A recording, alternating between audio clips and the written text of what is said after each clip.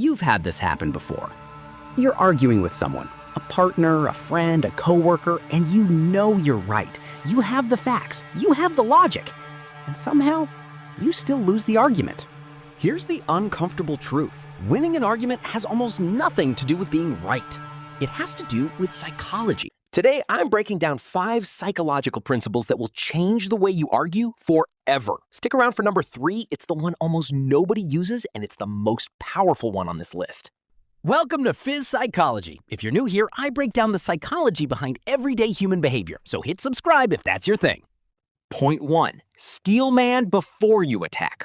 Most people argue by attacking the weakest version of the other person's point. That's called a straw man. It feels good in the moment, but it backfires. The other person feels unheard, gets defensive, and digs in harder.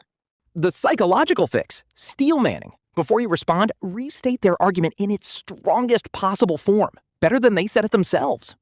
Why this works? It triggers something called the reciprocity principle. When you demonstrate you genuinely understood someone, their brain's defenses drop. They feel respected instead of attacked, and people who feel respected are far more open to being persuaded.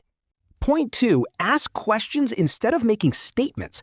Here's something surprising. The person who asks questions usually has more control in an argument than the person who keeps making statements. Why? Because when you tell someone they're wrong, they often get defensive. But when you ask a question, they stop and think. Therapists use this too. Instead of telling people they're wrong, they ask questions that help them see things from a different angle. Point 3, name the emotion, not just the argument. This is one of the most powerful techniques, but almost no one uses it. Most arguments aren't really about the topic. They're about emotions like feeling ignored, disrespected, worried, or misunderstood. When you point out the emotion, people often calm down because they feel understood.